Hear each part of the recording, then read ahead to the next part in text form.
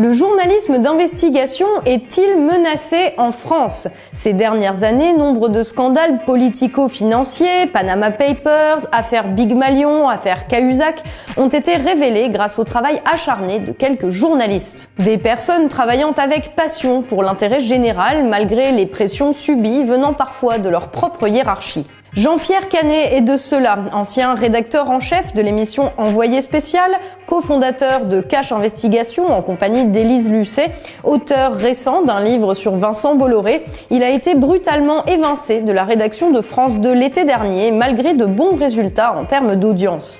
Depuis, le service public d'investigation s'est retrouvé victime d'une baisse drastique de budget, suscitant l'indignation générale dans une France minée par les affaires et où la vérité sur l'évasion fiscale ou sur les affaires de corruption peine souvent à être rendue publique.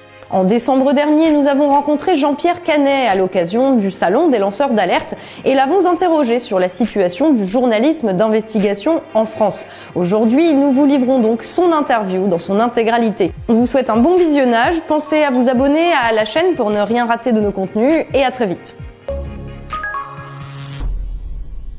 Bonjour Jean-Pierre Canet. Bonjour. La plupart des scandales qui ont défrayé la chronique ces dernières années sont le fruit du travail minutieux de journalistes d'investigation. Pourtant, on a le sentiment que le journalisme d'enquête est de plus en plus malmené. On pense aux déprogrammations récurrentes sur Canal+, ou à des réductions de moyens, plus récemment à France Télévisions. Le phénomène semble observable aussi bien sur les chaînes privées que publiques. Est-ce que vous partagez ce constat ? Je fais plus que le partager, je le déplore. Il y a en France en ce moment, c'est toujours des cycles comme ça. En ce moment, on est dans un cycle de grande concentration des médias, sans que, malgré l'explosion incroyable d'Internet dans nos vies, sans que Mediapart excepté, Spicy excepté, là je parle bien de la France, ou Les Jours par exemple, ou Arrêt sur Image, des sites spécialisés dans leur domaine, qui restent un peu exceptionnels et qui n'ont pas, à part Mediapart, qui n'ont pas forcément une aura, qui ne sont pas très populaires. Et attention, ils sont très appréciés des gens qui sont abonnés, mais qui n'ont pas une exposition très forte. À part ces gens-là, il n'y a pas de contre-pouvoir d'information très bien financé qui existe en ligne aujourd'hui. C'est peut-être en train de changer. En tout cas, les moyens qui ont été mis, qui sont alloués à ce genre d'entreprise aujourd'hui, de projets, ne sont pas encore assez importants pour pouvoir produire de manière indépendante et de manière bien financée des investigations, notamment à base d'images, ça coûte cher l'image, en dehors des gros médias qui existent aujourd'hui. Les gros médias, c'est quoi ? C'est les grandes chaînes de télévision.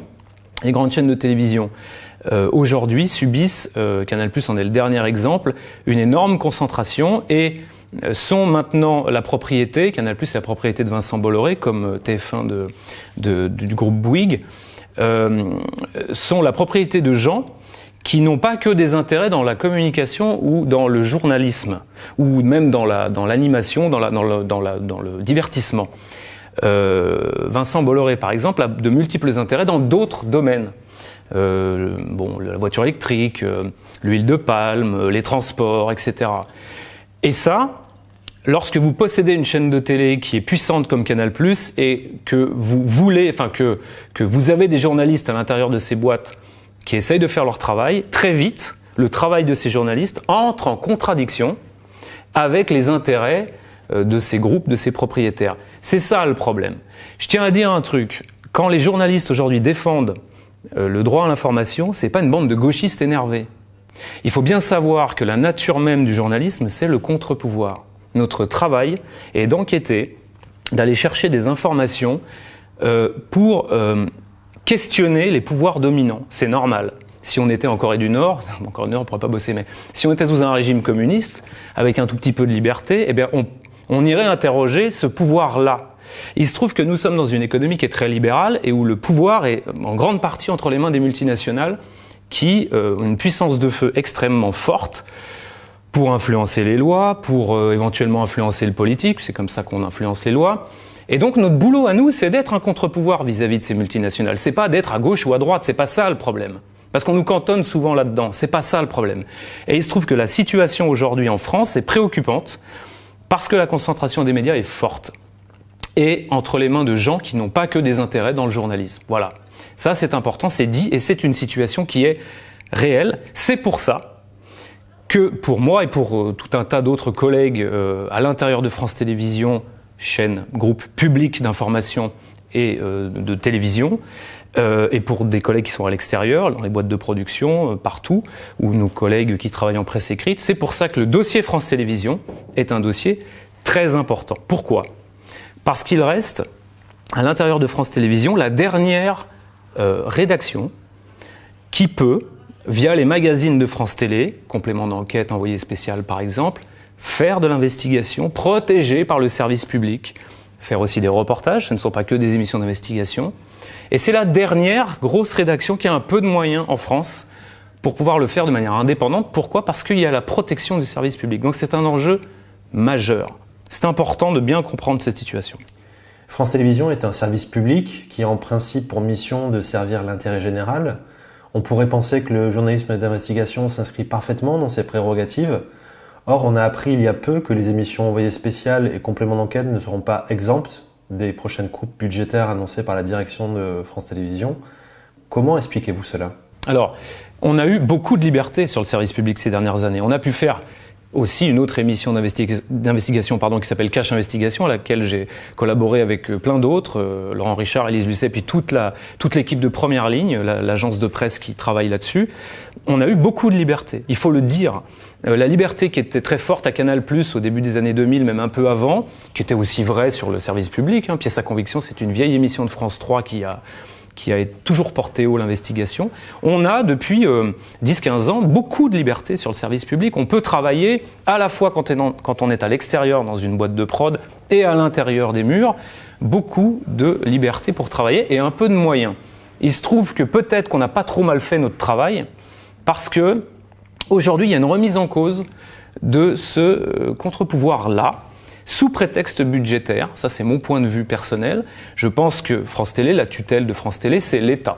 C'est pas très compliqué. Si l'État si le président Macron désire que, à l'intérieur de France Télévisions, il existe des magazines, des rédactions qui ne fassent pas que du news, et qui le font très bien par ailleurs. La rédaction du news de France Télévisions, elle travaille très bien, on la critique beaucoup, mais moi je sais, pour y avoir passé du temps, que ça bosse, et que ça bosse en plus avec beaucoup de sérieux. Là, on parle d'une rédaction des magazines qui est à côté du news et qui est en capacité de travailler protégée, en tout cas en étant protégée par le service public. Si l'État décide de préserver ça, il n'a qu'à le décréter. Delphine Ernotte, la patronne de France Télévisions, l'appliquera. Or, comme il est de bon ton aujourd'hui de vouloir faire des économies partout, on fait des économies partout, et il faut en faire à France Télé. Il y a des tas d'endroits où on peut gagner de l'argent à France Télé.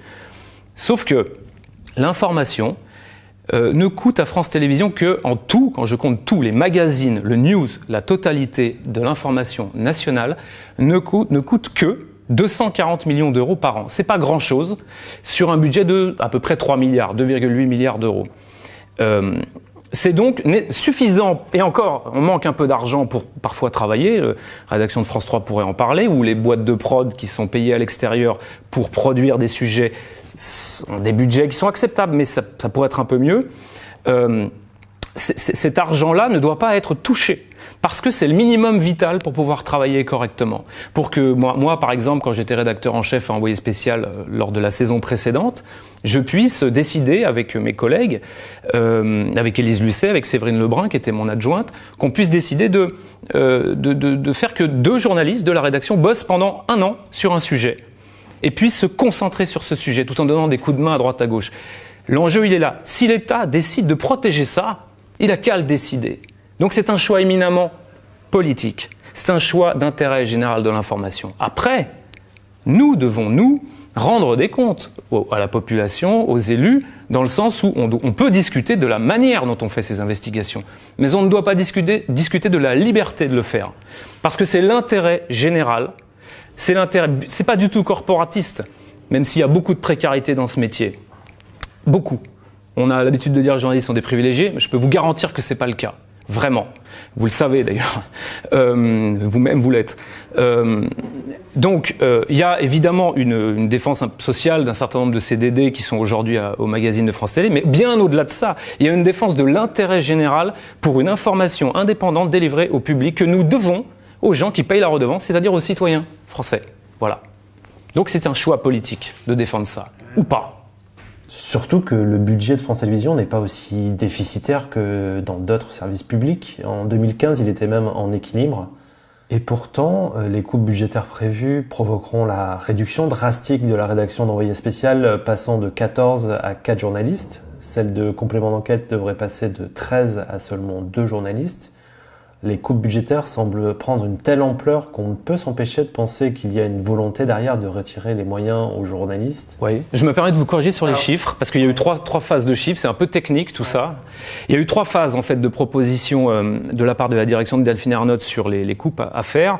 La première proposition que je ne vais pas vous détailler, elle n'est plus d'actualité, elle était déjà assez sévère. La seconde, c'est celle dont vous venez de parler, c'était il y a quelques jours encore, une volonté quasiment de vider les 2 rédactions d'envoyé spécial et de complément. Il restait, dans ce deuxième plan, il restait 4 personnes à envoyé spécial, 4 journalistes à envoyé spécial et 2 à complément d'enquête. Le coup de pression salvateur qui a été donné par la Société des journalistes de France Télé, les équipes d'envoyé spécial et de complément qui sont extrêmement mobilisées, a fait que Delphine Ernotte a reculé partiellement.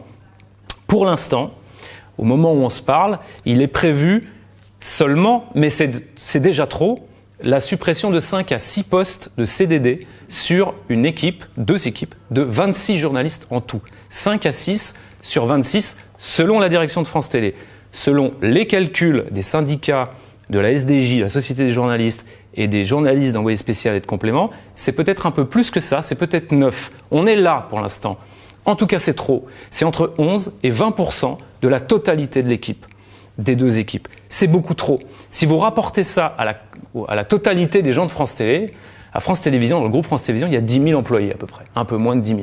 Si vous appliquez ces taux, entre 11 et 20%, à la totalité des employés de France Télé, c'est comme si vous aviez 1000 à 1300 personnes qui dégageaient d'un coup. C'est considérable. Vous mettez à poil, partiellement à poil, une rédaction, en l'occurrence 2 rédactions, et c'est ça qui n'est pas acceptable.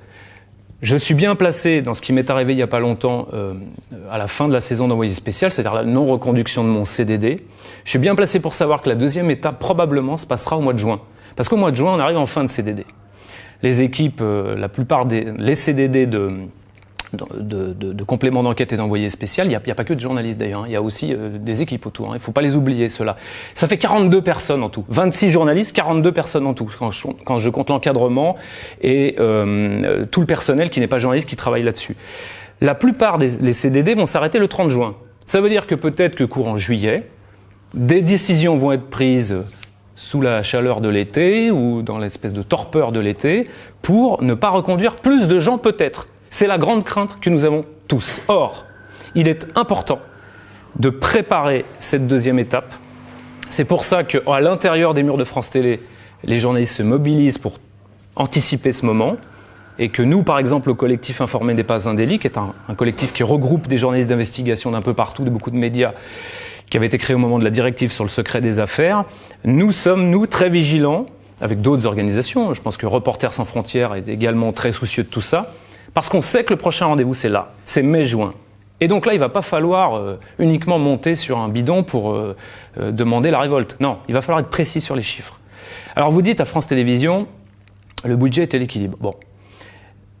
Nous, il ne nous appartient pas de décider où doivent être faites les coupes. Il y a quand même un certain nombre de gaspillage d'argent à France Télé. Il ne faut pas se mentir. Il y a, par exemple, il y a pléthore de directions à France Télé. Vous avez des directeurs partout, des sous-directeurs partout, et il ne faut pas non plus qu'on soit dans une espèce d'attaque ad nominem pour dire machin il doit dégager ou partout. Voilà, c'est pas ça la question.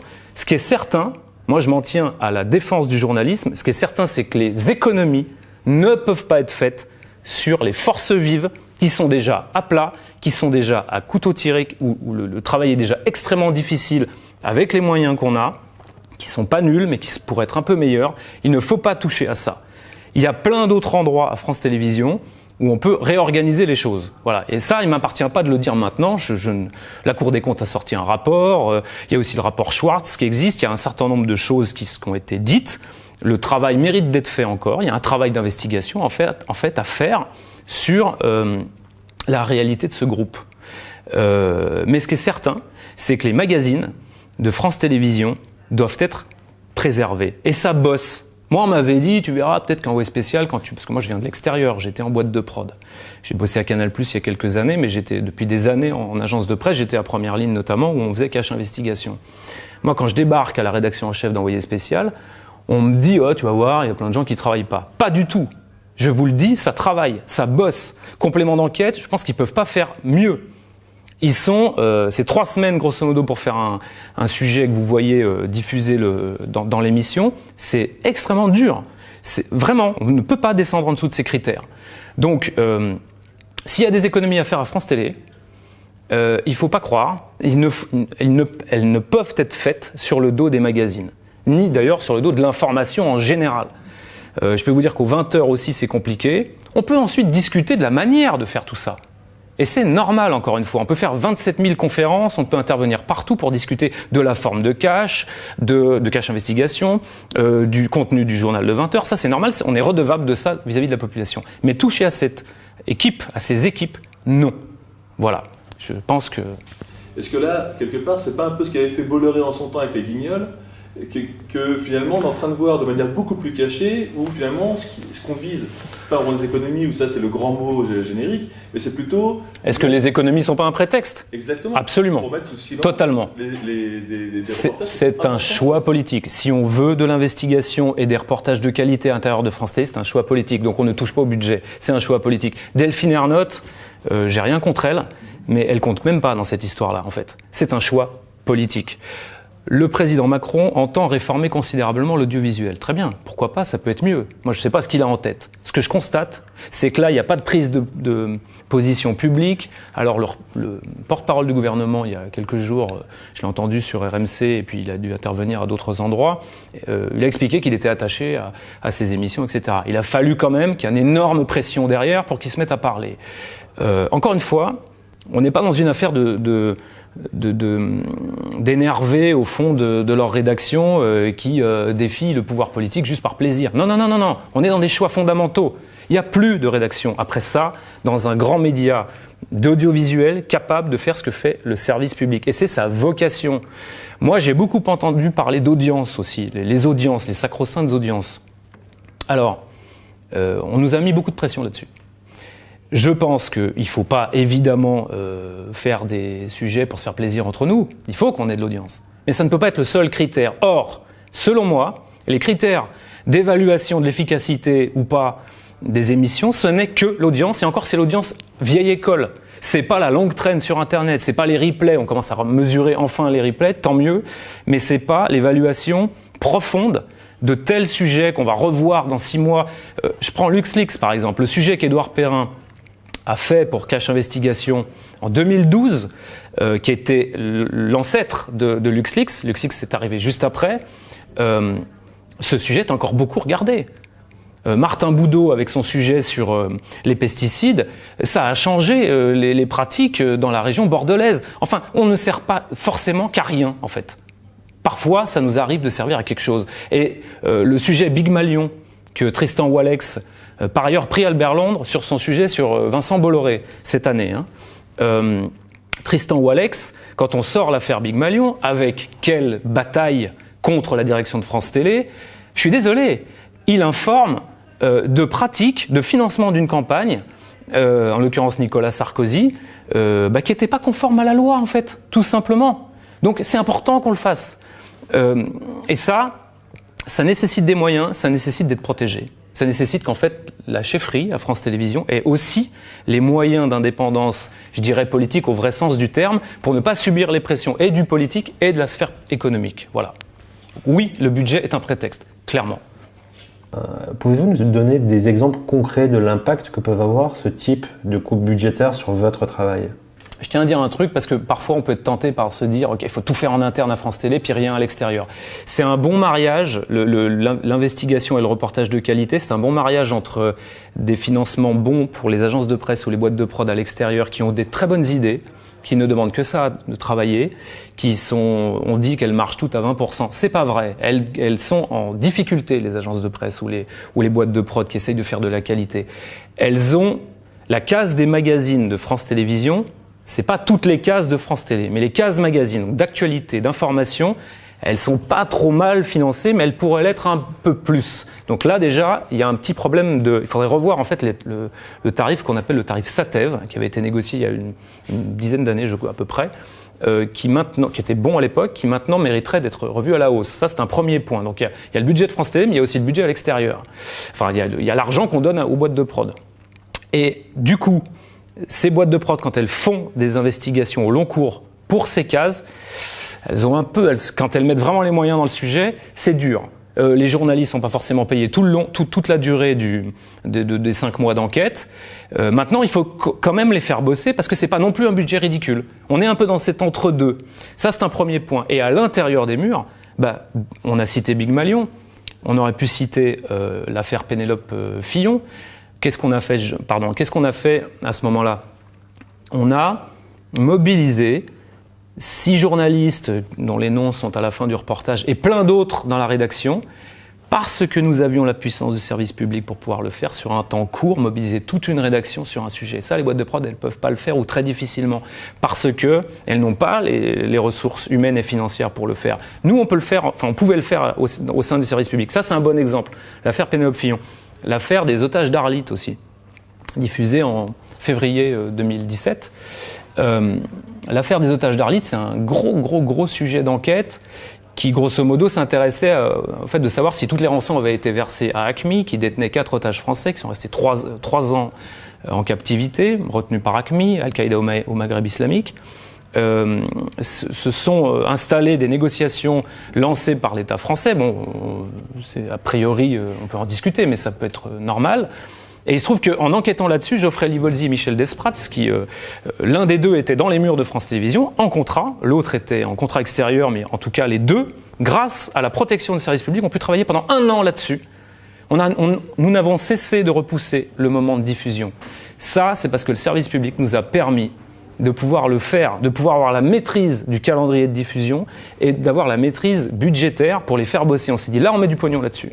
Parce que c'est compliqué, il y a l'histoire de Barbouze, il y avait une affaire dans l'affaire avec l'assassinat de nos 2 confrères de RFI, Ghislaine Dupont et Claude Verlon.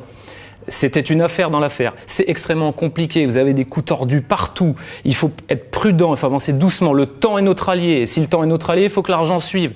Ça sert à ça, en fait. L'argent des services publics, il sert à ça, parfois. On ne le fait pas systématiquement, mais on le fait quand on pense que ça vaut le coup. Et ça, je pense qu'on nous l'a reproché, clairement. Clairement. Parce que le critère, c'était les audiences. Même si on a battu des records d'audience par ailleurs. Mais on n'a pas fait que ça. Votre contrat en tant que rédacteur en chef d'Envoyé spécial n'a pas été renouvelé par la direction de France Télévisions en 2017. Cela a eu lieu dans un contexte particulier. 3 journalistes de l'émission venaient de trouver la mort lors d'un reportage en Irak. À l'époque, l'équipe rédactionnelle a accusé la direction de France Télévisions d'utiliser le prétexte de ces morts pour vous évincer de l'émission. Pouvez-vous nous en dire plus sur ce qui s'est passé et comment vous avez vécu cette éviction d'Envoyé spécial ? Cette éviction d'envoyé spécial, je ne l'ai pas bien vécue. Enfin, d'ailleurs, c'est une non-reconduction de CDD. Si j'avais été en CDI, peut-être que je serais encore dans les murs, je ne sais pas. Moi, on était 3 rédacteurs en chef dans cette décision. Je n'étais pas tout seul. On a donc accepté la proposition d'une boîte de prod qui venait nous proposer un sujet très intéressant que tout le monde rêve de faire encore aujourd'hui, qui est un sujet sur la traque par l'armée irakienne et par les forces françaises des djihadistes, et notamment des djihadistes français à Mossoul. Donc c'était une enquête de terrain en fait. C'était à la fois du reportage et de l'enquête. On a lancé cette mission un peu dans l'urgence parce que les journalistes avaient une opportunité de suivre l'armée irakienne à un moment donné, 3 jours plus tard, donc il fallait décider vite. Et le fait que nous ayons décidé vite a fait qu'on n'a pas prévenu en haut lieu cette décision-là. Bon, on pourrait faire toute une conférence sur ça, on aurait dû prévenir. Maintenant, est-ce que ça change quelque chose au sérieux de la mission? Absolument pas. On a validé la mission dans les cordes, comme on a toujours fait. Et surtout, moi je pense que ce qui s'est passé, encore une fois, on était 3 rédacteurs en chef. Aucun d'entre nous n'y a pensé à prévenir, alors qu'on l'a fait toute l'année. Pourquoi? Parce que il y avait un tel climat délétère, en fait. Il y avait une telle, depuis le mois de février, depuis des mois, moi, on remettait en cause la ligne éditoriale que je portais, aux côtés d'Élise Lucet, alors qu'on m'a embauché pour ça. Le climat était délétère. Je pense que nous n'avons jamais été vraiment soutenus par la hiérarchie. Dès que ça a chauffé un peu sur des sujets, très vite, on a senti qu'on nous lâchait, qu'on était un peu seuls. Il y avait une vacance du pouvoir. Michel Field venait de quitter son poste. Yannick Le Tranchant le prenait à peine. Et la première chose qu'il dit, donc là on est quelques jours avant Mossoul, la première chose qu'il dit à Élise Lucet dans son entretien, c'est « Canaille, moi il ne me va pas, il faudrait qu'on change ce rédacteur en chef. » Pas de problème, simplement il faut me le dire en fait. Et de février à juin, il y a eu cette ambiance-là. Donc je ne sais pas si vous imaginez dans quelle ambiance on a pu travailler. Oui, nous aurions dû prévenir, mais il n'est pas vrai qu'à France Télé, il y a un protocole écrit. C'est pas vrai. Il y a eu plein de cas, il y a eu d'autres cas où les rédacteurs en chef ont décidé seuls de telle ou telle mission. Il y a eu d'autres cas aussi où la direction des magazines chez nous était au courant d'un sujet sensible sur une zone de guerre, sans qu'elle nous demande de protocole de sécurité. C'était une autre boîte de prod qui le produisait. Je pense à un sujet en particulier sur les enfants du califat, donc les petits qui étaient recrutés par Daesh. Donc en fait, c'est pas bien compliqué. Moi, si j'avais été viré pour cette affaire-là, on m'aurait collé une faute grave, et à mes 2 collègues aussi. Mes 2 collègues n'ont jamais été sanctionnés, moi, on n'a pas reconduit mon contrat. Et puis, c'est pas nous qui fabriquons les mines de Daesh. Il faut aussi s'en rappeler, ça. On a envoyé 3 personnes extrêmement expérimentées, dont un, en particulier Bakhtiar Haddad, que je connaissais très bien, qui était le fixeur avec lequel j'avais travaillé en Irak en 2003, qui était un ami. Quant à Véronique Robert et Stéphane Villeneuve, c'était 2 grands professionnels qui connaissaient par cœur les terrains de guerre. On n'a pas envoyé 3 petits jeunes inexpérimentés. On a fait les choses dans l'urgence, certes, parce qu'il fallait le faire, dans des conditions qui étaient classiques, en fait. Donc, en fait, moi, je pense que cette éviction, elle vient de questionnements que j'avais, moi, vis-à-vis de la direction. J'ai demandé, moi, à ce qu'on débriefe, en fait, nos relations. D'abord, je déplore un truc, c'est qu'il n'y a jamais eu, en fait, de débriefing au cas par cas d'entre nous. Les rédacteurs en chef, on n'a jamais été débriefés seuls sur ce qui s'est passé avec la direction. Il n'y a pas eu, en fait, d'enquête sur les circonstances. La seule réunion de débriefing qu'on a se situe 2 jours avant la fin de mon contrat, où tout le monde est réuni, direction des magazines, direction de l'info, Yannick Le Tranchant. Et nous, on dit, voilà, on aurait dû vous prévenir, c'est une erreur hiérarchique, ça aurait sans doute rien changé. D'ailleurs, Yannick Le Tranchant l'a dit lui-même, ça n'aurait rien changé, il aurait validé la mission. Moi, je pense que on ne reconduit pas définitivement mon contrat parce que je demande, d'abord parce qu'on voulait ma tête, mais c'est pas à moi, c'est à vous peut-être d'enquêter pour savoir ce qui s'est passé. Moi, je sais pas si la décision était scellée ou pas avant, et je constate simplement que le fait d'avoir demandé qu'on clarifie les relations entre la hiérarchie des magazines, la hiérarchie de l'information et nous, soit faite, ce qui n'a pas été le cas, et c'est en demandant ça que c'est la petite goutte d'eau qui fait déborder le vase et qui fait qu'on ne me reconduit pas. Donc moi, c'est mon explication à moi. Je déplore de ne plus être là parce que je pense que les rédactions m'ont soutenu à ce moment-là, et je les remercie encore de l'avoir fait. Et parce qu'on avait commencé à installer un travail ensemble qui était intéressant. Voilà. On n'était pas à 2% d'audience, pour répondre aux critères qui étaient dominants à l'époque. Comme vous le disiez, vous aviez déjà eu des divergences éditoriales avec le directeur de l'information, Michel Field. Mais ça, c'est pas grave, on peut avoir des divergences éditoriales. Il faut qu'on en débatte sereinement. Enfin, ça fait partie de la vie. Ce qui va pas, c'est le défi, en fait. Nous, on n'a pas compris pourquoi Michel Field n'a pas voulu diffuser ce fameux sujet Big Malion avant les primaires. Pourquoi il a fallu batailler à ce point-là? C'était pourtant une évidence. Il voulait qu'on le diffuse après les primaires. Vous imaginez si on l'avait diffusé après les primaires? Enfin, c'est dingue, cette affaire. C'est ça qu'on n'a pas compris, nous. Les débats, ils sont normaux, puis on n'est pas un bastion indépendant de la hiérarchie. On parle. Je veux dire, Élise Lucet, elle a toujours donné tous les menus à la direction parce que c'est normal, c'est notre boîte. Mais ça ne veut pas dire qu'il y a un contrôle de la hiérarchie sur nos choix éditoriaux, c'est pas vrai. Non, C'est ça qui est paradoxal par ailleurs. C'est que le contrôle, il est, à part sur Big Malion où il était clair, en fait, ça prend une tournure, ça prend la forme que je vous ai décrite il y a quelques minutes, à savoir, ah là là, machin, il faudrait qu'on le dégage. Voilà, c'est pas franc en fait, tout simplement. Et après, pour ce qui est des choix politiques, là, on rentre dans cette phase-là. C'est-à-dire, en gros, est-ce que les journalistes qui sont aujourd'hui à France Télévisions pourront encore faire leur travail? C'est un choix politique. Moi, je suis plus dans la partie là. Je ne suis pas l'incarnation de l'investigation. Il y a des tas de très bons journalistes à l'intérieur de France Télé et à l'extérieur. Est-ce que oui ou non, ils vont pouvoir continuer à travailler? Voilà. Vous disiez à l'époque que vous regrettiez que l'agenda politique ait pris le dessus sur l'agenda journalistique. Sur Big Malion, oui. Ouais, sur Big Malion. Enfin, en tout cas, c'était la volonté de la direction. Et en quoi, pour vous, cette situation est regrettable? C'est simple, on est en 2017, on est encore en 2017. Il est peut-être temps maintenant que l'agenda journalistique soit pas corrélé à l'agenda politique. On a une enquête qui est prête. Tristan Wallex a avancé beaucoup sur son sujet. Il était prêt pour qu'on avait décidé d'ouvrir Envoyé spécial avec ça. Il n'y avait que 15 émissions l'année dernière. On était en pleine campagne présidentielle, donc il y avait des émissions politiques. Nous, on avait décidé d'ouvrir avec ça parce que c'était une enquête forte, tout simplement. Et c'était avant les primaires, ça veut dire qu'on jouait pas non plus, on n'était pas jusque-boutiste à vouloir jouer un rôle au cœur des primaires, à sortir l'enquête alors que les débats ont déjà eu lieu ou sont en cours, genre pour être partisans. Voilà, parce qu'il faut qu'on fasse attention à ça aussi. Et il se trouve que cette enquête est là. Tristan est prêt, donc on la diffuse quand elle est prête, enfin comme toujours. Enfin, c'est basique en fait. Mais comme les négociations étaient en cours avec Nicolas Sarkozy sur son intervention dans l'émission politique, la première émission politique qui devait avoir lieu le 15 septembre de mémoire, avec Michel Field, Nicolas Sarkozy a probablement été dans son rôle. Il a dit, mais attends, moi si tu me diffuses ça, je viens pas. Bah oui, mais à ce moment-là, le directeur d'information, il doit tenir. Dire, ok, tu viens pas, pas de problème. Nous on diffuse, voilà, parce que c'est une info. C'est ça en fait le truc.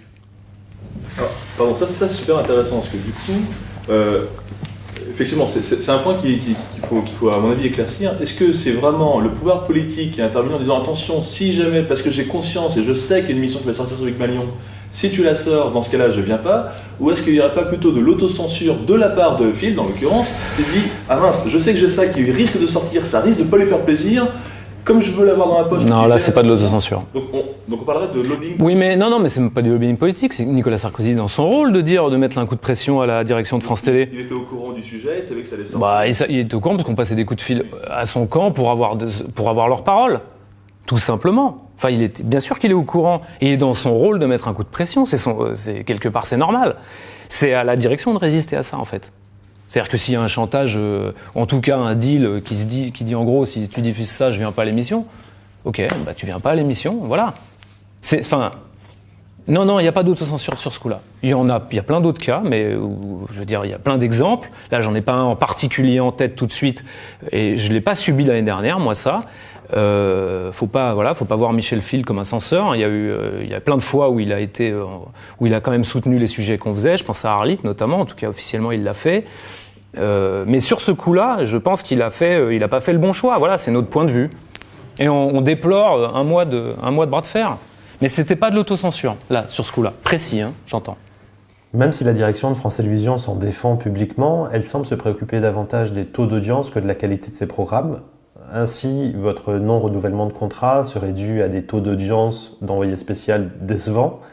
Cela paraît étonnant de la part d'un groupe qui a un rôle de garant du service public et qui, dans ce cadre, a réduit drastiquement ses plages publicitaires et donc, logiquement, moins tributaire des audiences pour son financement. Comment expliquez-vous cette contradiction de France Télévisions qui semble tirailler entre ses prérogatives de service public et une logique mercantile dont sont plus coutumières les chaînes privées ? Alors, attention, moi je suis pas dans la caricature, il faut quand même que le service public soit populaire et regardé, hein, c'est important. Donc le critère des audiences, il est utile, il n'est pas le seul critère. Mais si on avait été toute l'année à 2 ou 3%, franchement, j'aurais été le premier à dire, oh là là, ça va pas ce qu'on fait, on s'en va. C'est normal, on peut pas encore une fois, on fait pas des sujets pour se faire plaisir à nous, quoi, ou entre nous. Donc il faut qu'il y ait une certaine popularité à ça. Et il se trouve que l'un des critères de mesure, qui est ancestral, c'est le taux d'audience, qui est mesuré de manière assez classique, voire un peu, à mon avis, démodé et peut-être plus adapté à l'époque. Mais le problème, c'est que ça a été le critère largement dominant. Et oui, c'est vrai qu'on a eu des audiences qui n'étaient pas forcément toujours au rendez-vous sur ce qu'on nous demandait, mais c'était pas du tout catastrophique. On a tourné autour de 10 à peu près, et on a battu 3 records dans l'année quand même. Donc c'est ce jugement des audiences, pour moi, ça méritait discussion avec la hiérarchie pour voir, allez, peut-être on va changer un peu le menu, on va mettre... Parce que c'est dur de faire une émission de 3 heures, enfin c'était une émission de 3 heures l'année dernière, donc c'est très très long, et c'est pas facile à mettre en musique. Bien sûr qu'on doit discuter, peut-être qu'il faut mettre un sujet un peu plus léger après une enquête, mais ça c'est normal. Le seul critère des audiences et l'espèce de procès qu'on nous faisait l'année dernière d'avoir pas réussi à cartonner en audience, d'abord il est partiellement faux parce qu'on l'a fait, on a cartonné parfois, et tourner autour de 10, 10 et demi, enfin entre 9 et 10 et demi, c'est pas du tout une catastrophe, ça mérite des ajustements, et d'ailleurs cette année, et je leur souhaite le meilleur, c'est pas forcément bien mieux, c'est un poil mieux, mais ça dépend, il y a aussi parfois des contre-performances, il n'y a pas eu de record absolu d'audience comme l'année d'avant. Donc moi l'audience, je suis pas contre, je dis juste que ça peut pas être le seul critère, et surtout pas dans le service public. Je pense qu'il faudrait inventer ou chercher des outils qui mesurent la longue traîne des sujets. Je pense qu'on passe sous silence, en tout cas on n'analyse pas correctement, France Télé commence à le faire, hein, mais on n'analyse pas correctement la force du replay, les visionnages en ligne au-delà de 7 jours, qui sont pour l'instant les 7 jours sur lesquels on mesure. Il faut qu'on mesure une longue traîne des sujets, parce que les gens ne regardent plus la télé le soir, le jeudi soir en direct. Il y a des tas de gens qui regardent nos sujets 3 semaines après. Donc l'audience, c'est ça aussi. Donc le procès des audiences, enfin l'espèce de reproche des audiences, pour moi, il est un peu malhonnête, en fait. Voilà. Encore une fois, si ça avait été catastrophique, j'aurais été le premier à le dire. Ça l'était pas. La direction de France Télévisions vous a reproché notamment une ligne éditoriale trop politique et souhaite orienter l'émission vers des sujets plus lumineux, entre guillemets. Pourtant, avec le sujet sur Big Malion, vous avez battu des records d'audience. Pouvez-vous nous expliquer en quoi une certaine idée de ce qui fait de l'audience ou pas peut modifier la nature même du travail du journaliste? Alors, vous n'entendrez pas de ma part, après moi le déluge. Moi, je pense qu'il y a des gens très très compétents aujourd'hui à la tête d'Envoyé spécial et de Complément d'enquête. Bon, Complément, moi, j'étais pas rédacteur en chef de Complément, mais ce sont des collègues, certains sont même des copains. Le travail qui est fait aujourd'hui par les équipes, c'est pas vrai qu'on n'est pas passé au sujet de Canal+, qui embête personne. Ça, c'est pas vrai du tout. Et Élise Lucet se bat pour que ça continue. Elsa Margou, Sébastien Vibert, Séverine Lebrun, les 3 rédacteurs en chef d'Envoyé spécial se battent aussi. C'est un menu qui est compliqué à mettre en place. Donc ils se battent, c'est sûr. Ils ont une plus grande hostilité de la hiérarchie parce qu'il ne faut pas s'emmerder. Voilà, parfois il faut faire un sujet plus facile. Mais on ne peut pas mettre que de l'investigation dans Envoyé spécial. C'est pas la nature de l'émission. La nature de l'émission, c'est d'être éclectique. C'est-à-dire que, oui, bien sûr qu'il faut faire un sujet lumineux de temps en temps, c'est pas grave. On peut tout à fait mettre un coup de projecteur sur je sais pas, des gens qui font des choses intéressantes et qui sont pas forcément, on n'est pas forcément dans une approche d'investigation. Ce qu'il faut pas, c'est lâcher l'investigation. Et donc, il faut, le mot est abusif, je vais dire science, mais c'est un réglage complexe qui mérite du temps, pour bien régler l'émission, pour qu'elle soit agrémentée d'une bonne investigation, d'un bon grand reportage, d'un portrait un peu plus léger. Tout ça, c'est une recette, c'est du travail, c'est du réglage de la machine, ce qui est vrai au mois de février, pas forcément vrai au mois de juin. Je pense que, oui, il y a eu des injonctions de la part d'un certain nombre de gens au sein de la hiérarchie pour dire on arrête avec les enquêtes, etc. Mais moi je vous le dis, à l'intérieur de France Télé, il y a une vraie résistance au sein des magazines pour ne pas se conformer à des sujets qui embêtent personne. C'est pas vrai. C'est pas vrai. Et par rapport à la suite, l'avenir de M. Canet, c'est quoi? Oula, je suis pas sûr que ce soit une question. Non, mais moi je réfléchis un peu à l'avenir de notre métier. Je vais probablement je vais recommencer la réalisation probablement de sujets, et puis j'aime bien la presse écrite aussi, donc là je m'y intéresse un peu, ça fait du bien d'écrire, je trouve que au moins ça reste. Enfin les sujets aussi restent, mais il y a un support matériel c'est quand même l'essence de notre métier, l'écrit. Je suis encore dans une phase de réflexion. Je pense que ça fait pas de mal de temps en temps. Non pas qu'on réfléchit pas quand quand on est à fond dans les enquêtes, mais on réfléchit sur les enquêtes ou sur les reportages, on n'est pas... on prend pas de recul un peu, entre guillemets, philosophique sur le métier. Voilà, bon, là, je suis dans cette phase-là. Donc ça, c'est le bon côté du mauvais côté. Ok, super, merci. Merci à vous.